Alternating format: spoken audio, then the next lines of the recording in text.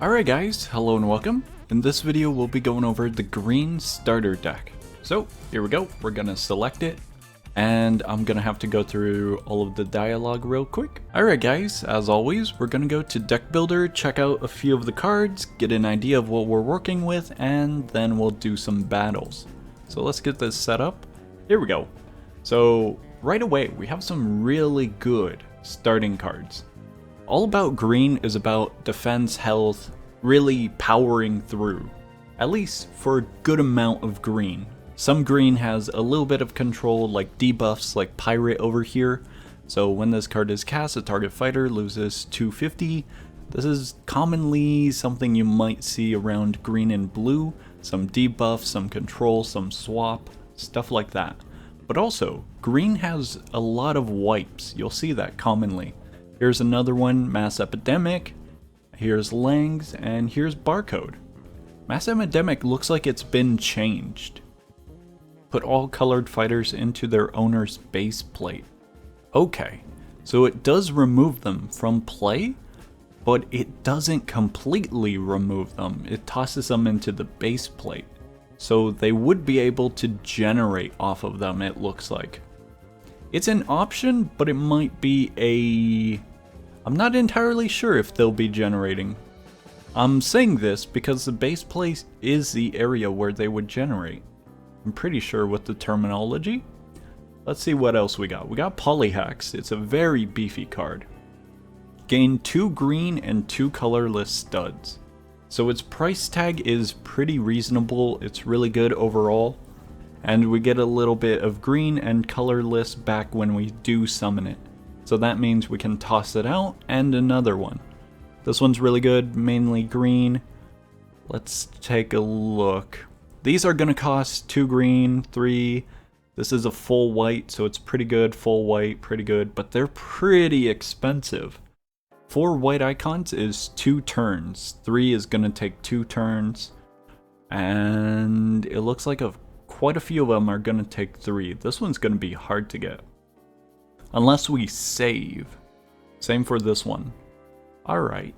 It does look like there's a lot of green icon generating though, and we're definitely gonna need it for putting out quite a bit of these.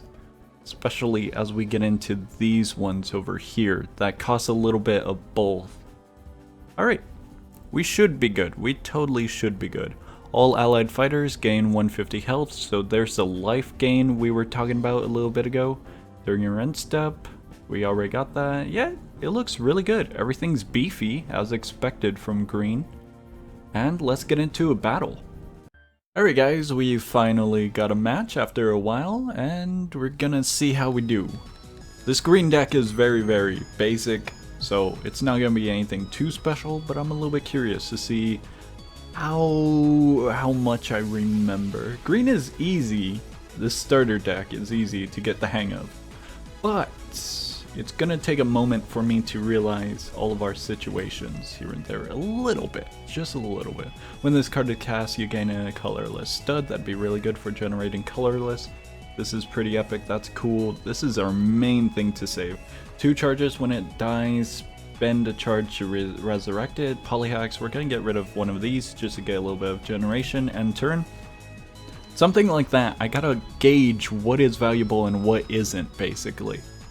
So right now we got Pirate. It's gonna be one of our best cards because this could cripple this to a 150 or that one to a 150.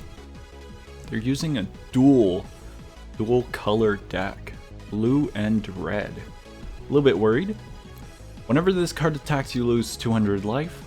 What? I thought I misread.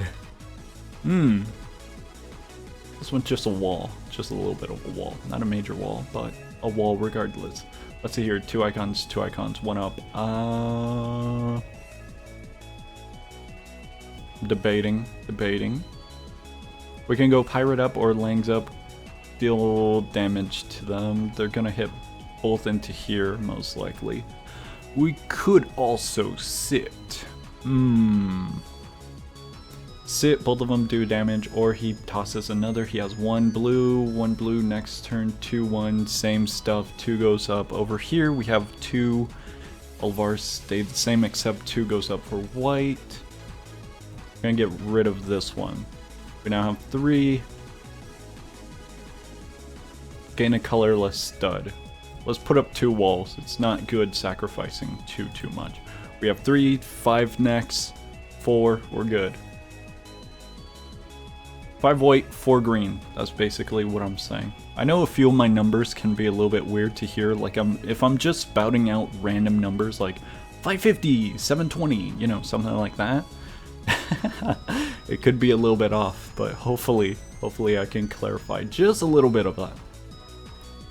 Alright, they're afraid of attacking. How do we want to do this? Thinking about it.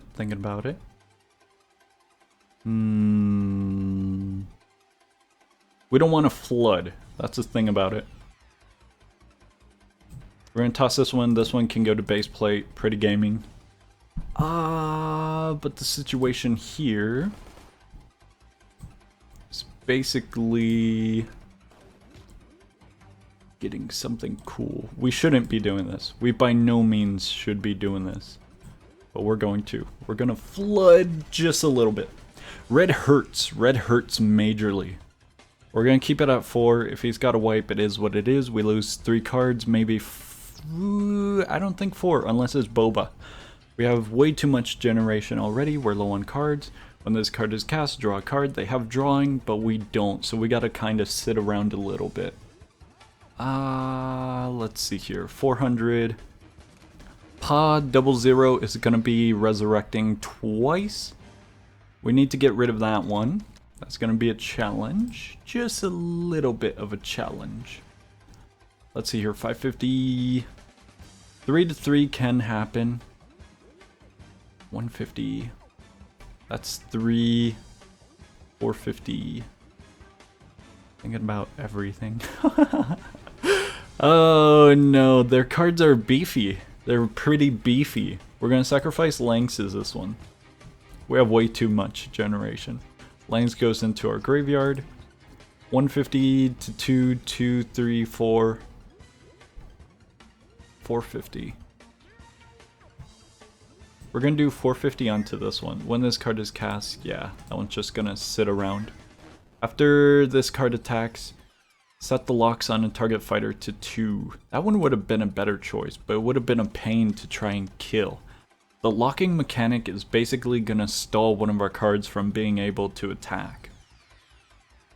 Regardless, we had to chip them down a little bit. We didn't use any of our hand, so we're going to have 5 for next turn. We have more options, basically. We could rush in with Polyhex and KC 666 Beast.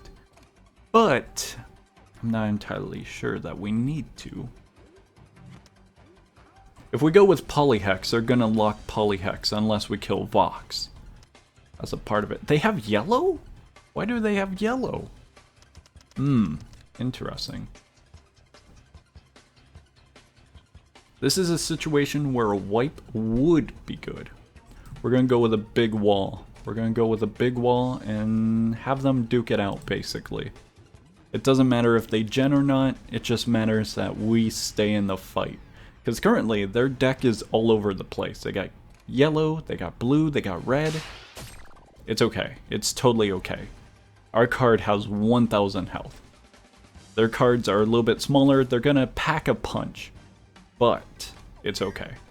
They got rid of Vox, which is really good. They're probably... Ooh, do they get the lock mechanic? They what?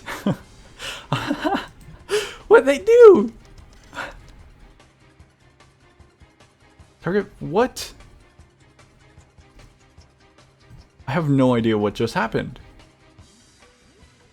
They unlocked my card. I don't think that's supposed to happen. I do not think that's supposed to happen. Okay, we got a little bit lucky. No, it's a glitch. The lock isn't displayed here. Interesting. Yeah, because check it out, I can't select it. Interesting. There's a lock. Okay. Totally fine. Totally fine. We're gonna sit it out once again. We have a 1000 to 550. They already use core block archer, and they have one over in their base plate, so if they have a third, I don't recall if it's an uncommon or common, but if they do have a third, it doesn't matter, because we're using this one as a wall. So Polyhex should be relatively fine, just backseating. Here goes all the damage. Here's the final charge. So that's his final life. He could go core blocks archer. Yep, that's what I was thinking. And now he would be in the situation of sacrificing one of them. He could have just killed it. But I don't think he wants a sacrifice, so that's why I was kind of calling core block. Now, this is a little bit of a situation. We're going to put one of these up again. We're just going to let it ride. They're down to 3 cards in their hand. So the reason we're letting it ride is we're going to let them choose how they want to kill themselves, basically. Because the more we add to our field, the more intimidating it's going to be for them. And that's exactly what we want. We're only going to attack when highly necessary, or when we actually see a good trade-off. If we just go this one into that one, this one with that one, we're dealing damage to our own dude. But we do not want to risk too much. Especially for their turns. We're going to do this. Check this out. We're going to use Langs. It's going to drop them. This one's in the kill zone. For this one, it's a trade-off. It's a sacrifice. We got 550 goes up, and we got 300 on top of that, and we are solid. We now have the board in our favor. That is why we waited. We waited for them to see what they were going to do, and then we take the opportunity. That's what you kind of want to learn about with green. Green is heavily defensive to the point where they can just kind of sit back, regain cards if they need, and gain icons as they go along. Now this one's an easy trade-off. It's 100 to 400. Since we got the priority, having the field way in our favor, we can just trade off one of our lower ones, and that high damage does not go towards something like this one. So it's really, really beneficial having the field to yourself. Well, not entirely, but having a good majority of your units around. Not too much. You don't want to flood. Let's scare them. No, let's not. We'll scare them with this one. This one would have actually backfired on us. Set the power of all fighters to 250. That would have actually caused an issue for us. It would have scared them, regardless, but it would be an issue. It would be a major issue considering we have the 550 here. Alright, we're good. We're good. We're gonna let it sit, see what's happening. And they had Wish Knight? Wish Knight's one of my favorites. When this card is attacked and when this card attacks and destroys another unlock it gains 150. It's a really good white card. They also had Love Potion. I'm assuming this player has used quite a bit of cards, and their downfall is mixing and matching cards that don't necessarily work with each other. Like TV. TV is an oddball choice for a blue and red deck. Especially since it costs quite a few yellow icons. Alright, here we go. Since it's only 550, 300 damage, we're just gonna ride into it with this one, and we get damage dealt. Huge amount of damage. And we can just sit back and relax. Really, really easy, really calm.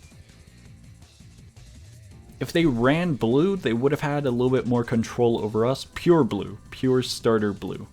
They would have quite a bit more control over us with the locks and the debuffs. If they went yellow, they could have rushed heavily with the starting initiative of the very beginning of the match. But yeah, that's pretty much it, guys. Just stand your ground with green and play smartly. Don't rush in too chaotically. Like, really think about your choices with green. Alright guys, I hope this video was very helpful, very informational, and I hope this helped. any new users or experienced users who have never tried a green deck before. This starter deck is really good to get familiar with a few of the cards, and I would definitely recommend checking it out. A lot of these cards are super good, and you most likely will be using quite a few of them in your green decks if you do pursue green. Some of these, like Lang's and Barcode, are my favorites because they're really helpful in dire situations. A lot of these heavy hitters and huge health bars are going to be very good for major control over the field. Not necessarily your opponent's cards, but the field itself for standing its ground. But yeah, that's going to be all for this video. Hopefully you enjoyed, and I will see ya.